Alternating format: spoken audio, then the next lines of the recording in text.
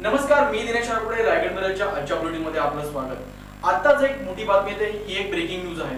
युवा सेनेचे अध्यक्ष आदित्य ठाकरे लोकसभा लढवणार. पार्थ पवार, सुजय विखे पाटील या युवा नेत्यांपाठोपाठ युवा नेते आदित्य ठाकरे लोकसभा निवडणुकीच्या रिंगणात उतरण्याची शक्यता.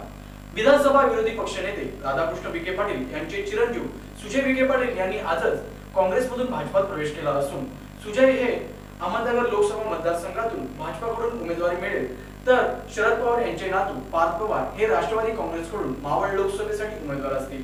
तर आता या युवा नेत्यांची चलती असून मुंबईच्या लोकसभा मतदारसंघातून युवा नेते आदित्य ठाकरे निवडणूक लढवण्याची शक्यता आहे. याबाबत रायगड मिररचे संपादक संतोष दळवी आपल्या सोबत आहेत. जाणून घेऊया त्यांच्याकडून नेमकी काय बातमी आहे.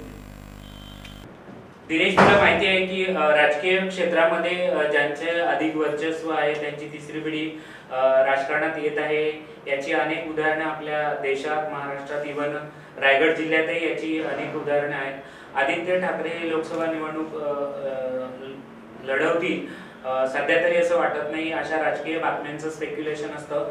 आपल्या दर्शकांना माहिती आहे की ठाकरे घराणे हे सुप्रीमो राहिलेलं आहे. शिवसेनेचा रिमोट कंट्रोल ठाकरे घराण्याकडे कायमचा आहे.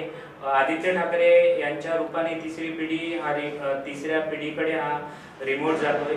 शिवसेना पक्षप्रमुख बाळासाहेब ठाकरे, त्यांच्यानंतर पक्षप्रमुख उद्धव ठाकरे आणि आता युवा नेते आदित्य ठाकरे यांनी लोकसभा किंवा विधानसभा निवडणूक आतापर्यंत लढवलेली नाहीये.